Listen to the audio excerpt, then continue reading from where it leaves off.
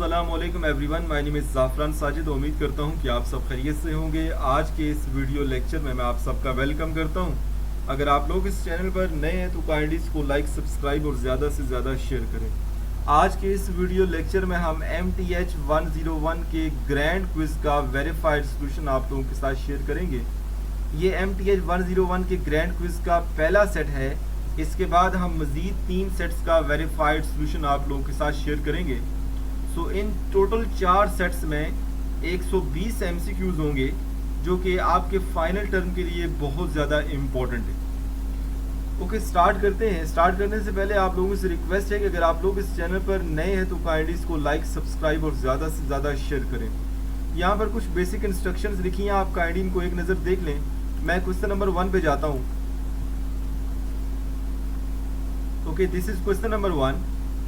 यहाँ पर course code भी मेंशन्ड है, टाइम भी मेंशन्ड है, आप देख सकते हैं। The base E of natural logarithm is, हमारे पास 2 ऑप्शन है और इसमें ऑप्शन बी जो है वो करेक्ट ऑप्शन है। मुझे ये फाइल मिली है, किसी ने ये सॉल्व की है, तो इसको वेरीफाई करने के बाद मैं इसका सोल्यूशन आप लोगों के साथ शेयर कर रहा हूँ। इसका जो करेक्ट ऑप्शन है वो ऑप्शन बी है।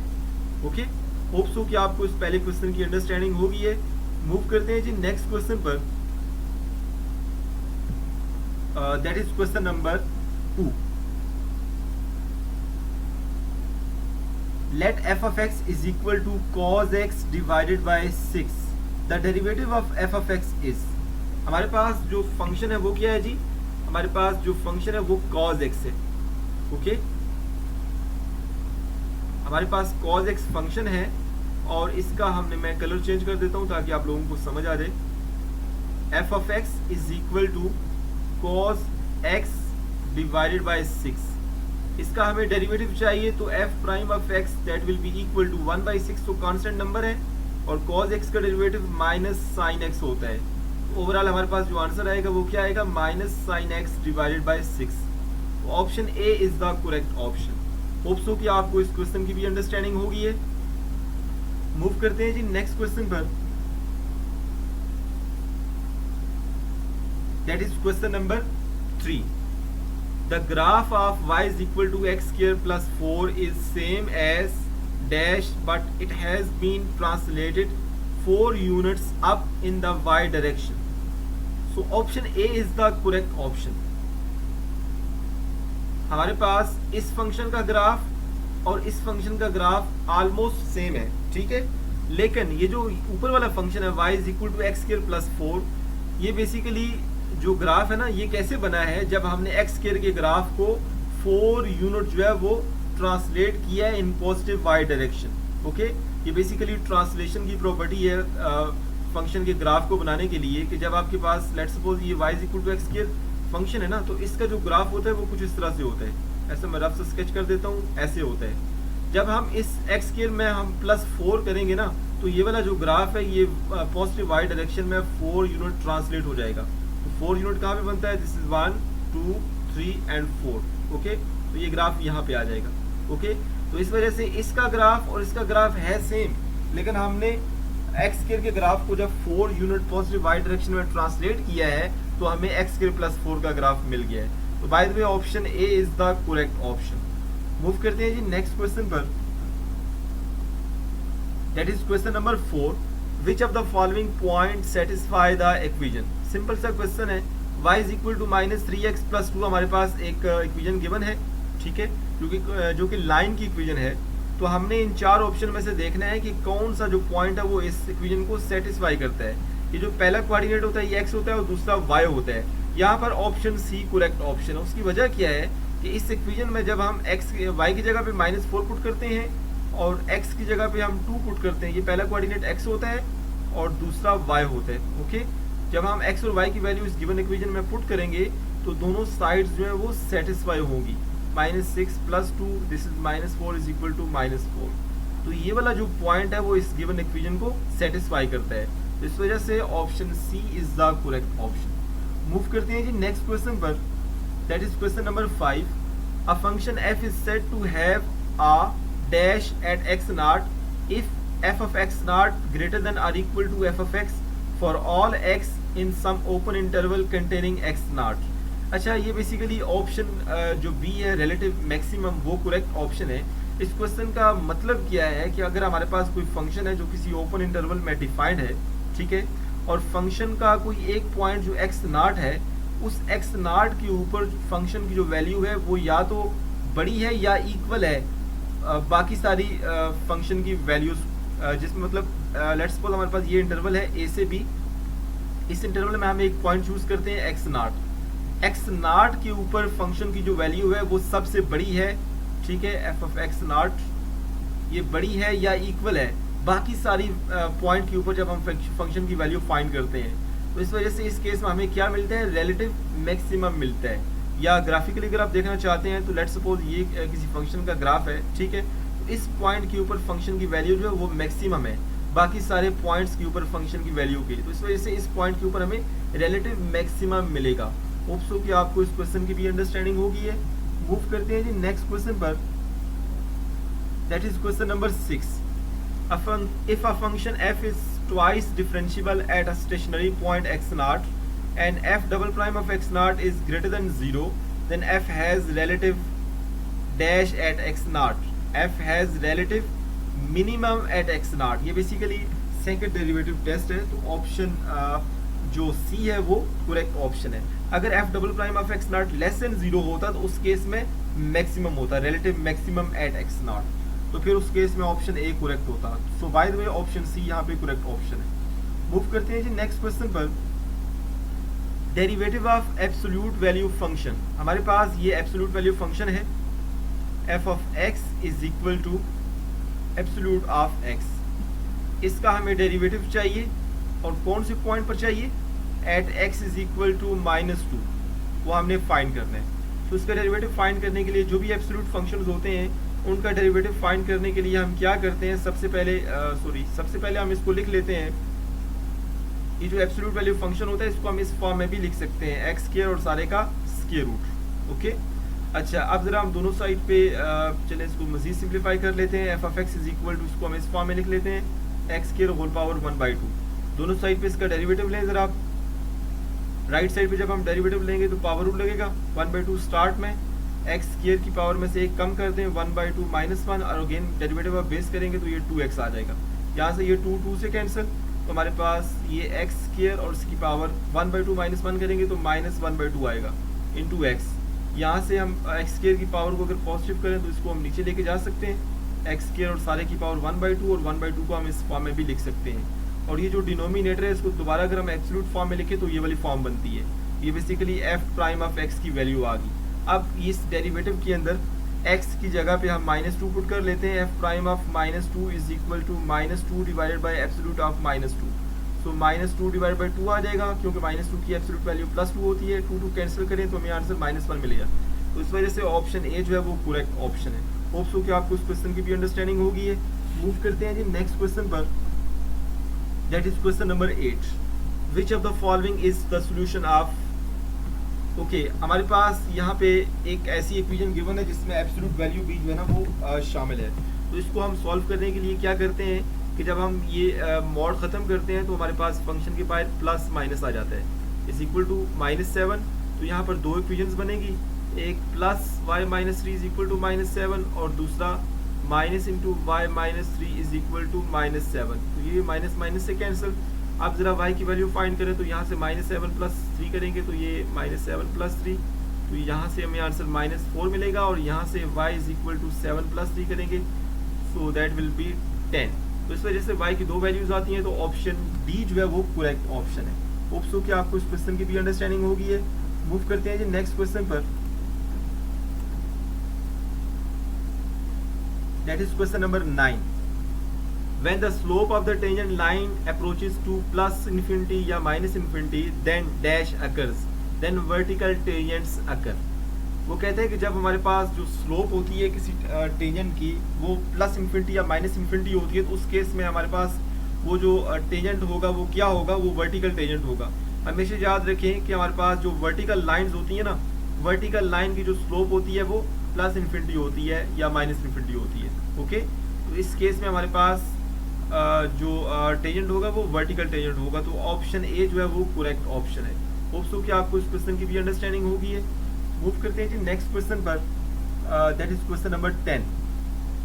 The power rule for derivative says to subtract 1 from the exponent. ये मैं आपको यहाँ पे लिख के भी समझा देता हूँ। हमारे पास यहाँ पे जो पावर रूल होता है, पावर रूल होता क्या है, अगर हमारे पास y is equal to x की पावर n कोई फंक्शन हो, ठीक है, तो इसका जब हम डेरिवेटिव लेते हैं तो dy by d x this is equal to d by d x of x की पावर n। तो यहाँ भी हम करते क्या है, n को हम स्टार्ट में लेके आते हैं और यहाँ पे इसकी पावर में से एक सब्ट्रैक्ट करते हैं, n माइनस 1 करते हैं और अगेन डेरिवेटिव ऑफ बेस करते हैं।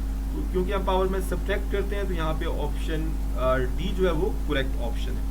होप सो कि आपको इस क्वेश्चन की भी अंडरस्टैंडिंग होगी है। मूव करते हैं जी नेक्स्ट क्वेश्चन पर, that is question number 11। Which of the following is vertex of parabola represented by the equation y is equal to x square plus 2। अच्छा, वर्टेक्स ऑफ पैराबोला फाइंड करने का जो फार्मूला है वो मैं आपको बता देता हूँ।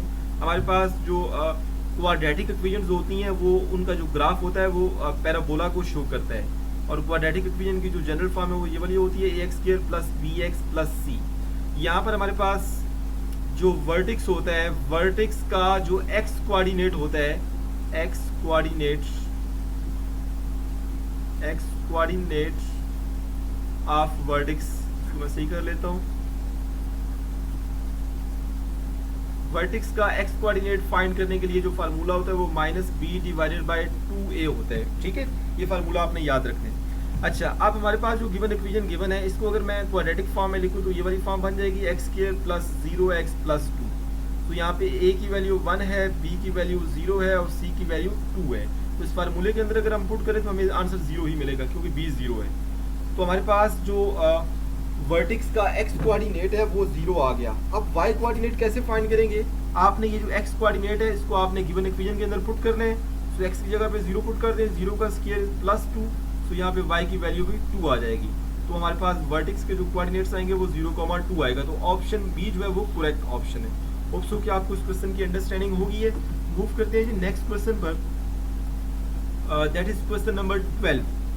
क्वेश्चन नंबर 12 है derivative of cos 4x by using chain rule is. ये सिंपल सा क्वेश्चन है। हमारे पास cos 4x का जो डेरिवेटिव होता है हमें पता है, ये जो cos 4x है इसका डेरिवेटिव होता है माइनस साइन 4x, और अगेन एंगल का डेरिवेटिव लें तो वो 4 आता है। इसको अरेंज करके लिखें तो ऑप्शन ए बनता है। Option a is the correct option. Hope so कि आपको इस क्वेश्चन की भी अंडरस्टैंडिंग होगी है।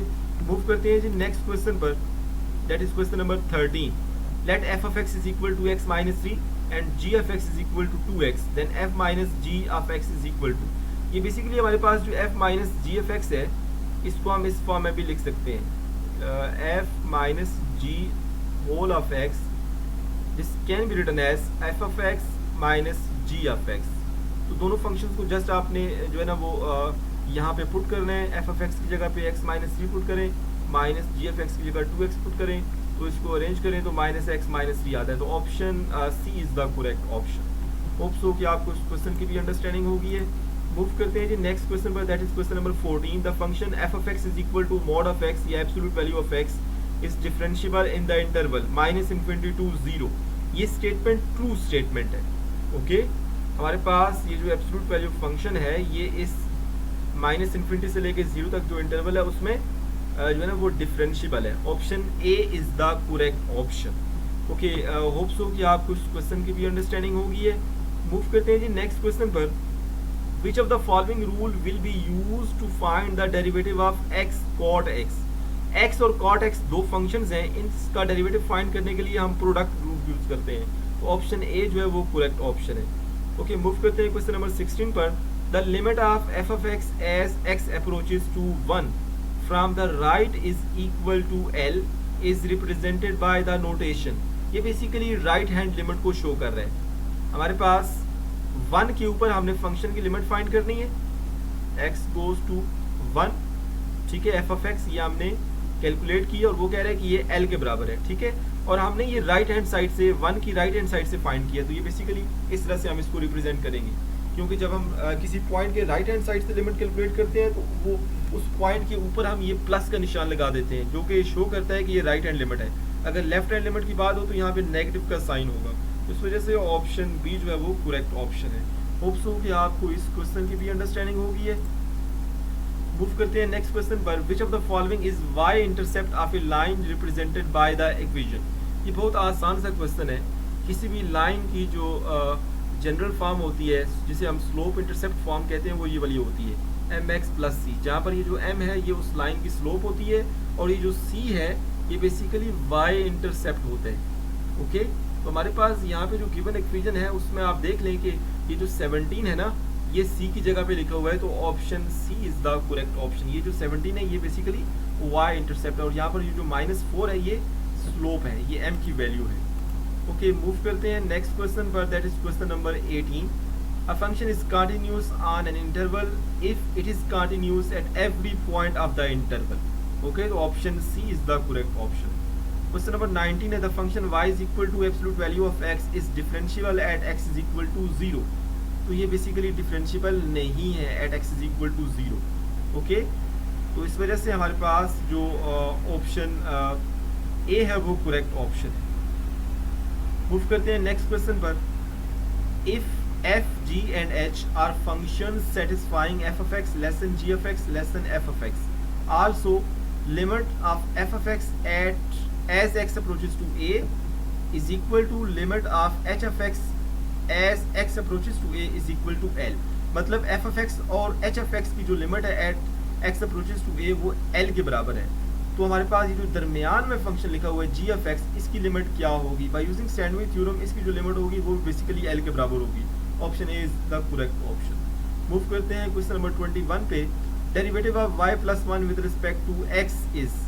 हमने y प्लस 1 का with respect to x derivative लेना है, तो हमारे पास यहाँ पे ये dy बाई dx आ जाएगा। देखिए ना, y का विद रिस्पेक्ट टू x लेंगे तो dy बाई dx आ जाएगा और 1 का विद रिस्पेक्ट टू x लेंगे तो वो 0 आ जाएगा, तो overall answer dy by dx आ जाएगा। Option B is the correct option. Move करते हैं नेक्स्ट क्वेश्चन पर। The function sin x and cos x are continuous function. Option B is the correct option. Move करते हैं question number 23 पर। Graphically the function y is equal to c represents horizontal line. देखिए ना, हमारे पास मैं आपको लिख के बता देता हूँ, हमारे पास ये xy प्लेन है, ये y एक्सिस होता है और ये x एक्सिस होता है। ओके, तो हमारे पास ये y is equal to c की जगह कोई हम c कांस्टेंट है ना, इसकी जगह हम 3 ले लेते हैं। जो y is equal to 3 line है वो ये वाली बनती है, 1 2 और ये 3 आता है ना, तो ये वाली लाइन बनती है जो कि x एक्सिस के पैरेलल है, मतलब जो हॉरिजॉन्टल लाइन है। ठीक है, तो इस वजह से ये जो y is equal to c है ये कांस्टेंट नंबर है। लेट्स सपोज ये c है, ठीक है, इसको 3 कहने की जगह आप c कह दें, या ये लेट्स सपोज c है, ठीक है, तो ये लाइन बनेगी जो कि हॉरिजॉन्टल लाइन है। सिमिलरली अगर x is equal to c होता तो फिर वर्टिकल लाइन बनती जो कि y एक्सिस के पैरेलल है। Okay, option B is the correct option in this case where y is equal to c। Okay, hope so कि आपको इस क्वेश्चन की अंडरस्टैंडिंग होगी। मूव करते हैं क्वेश्चन नंबर 24 पर।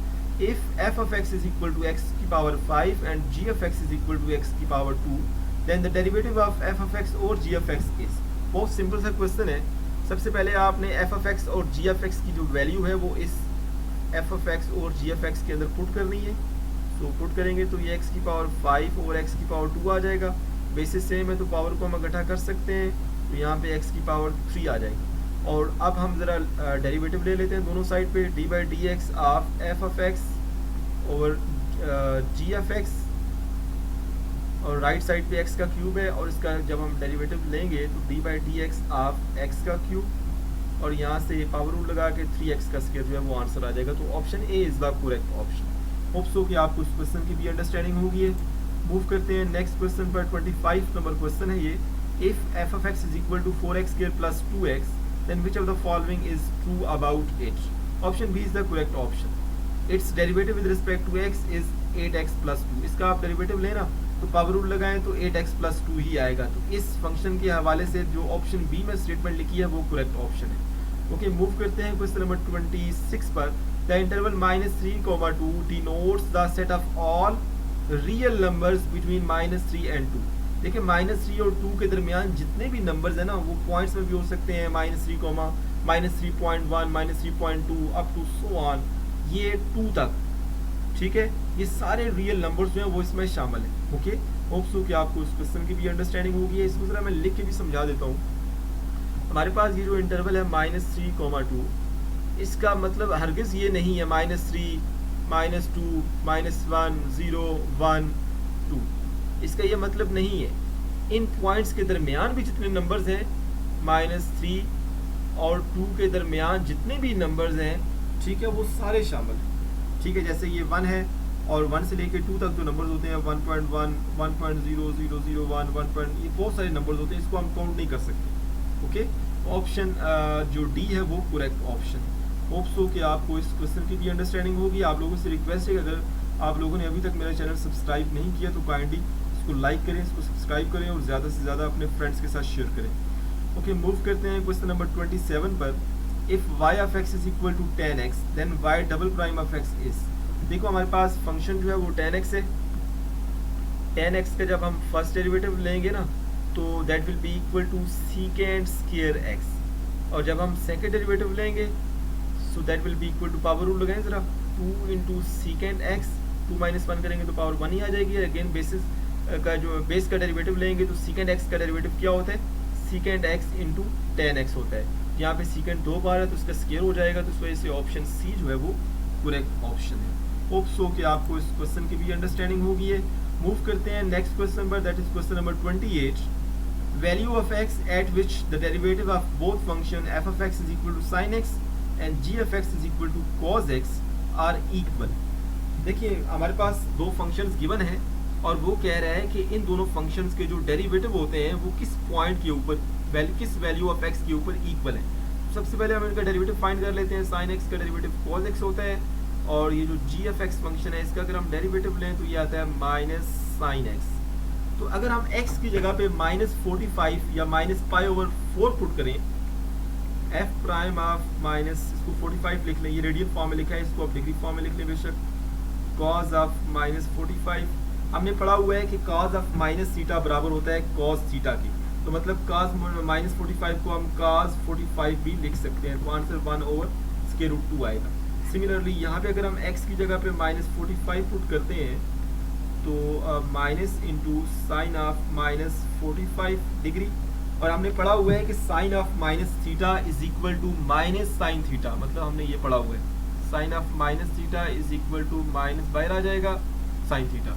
तो यहाँ पे माइनस को बाहर लेके आए तो ये प्लस हो जाएगा, फिर -1 पहले भी है ना, तो ओवरऑल हमारे पास sin 45 बचेगा जिसका आंसर 1/√2 आता है। दोनों बराबर है, आप देख सकते हैं। तो इस वजह से at x is equal to -π/4 जो कि -45 डिग्री होता है, इस पर हमारे पास इन दोनों फंक्शंस के जो डेरिवेटिव है वो इक्वल होंगे, इक्वल वैल्यू रखेंगे।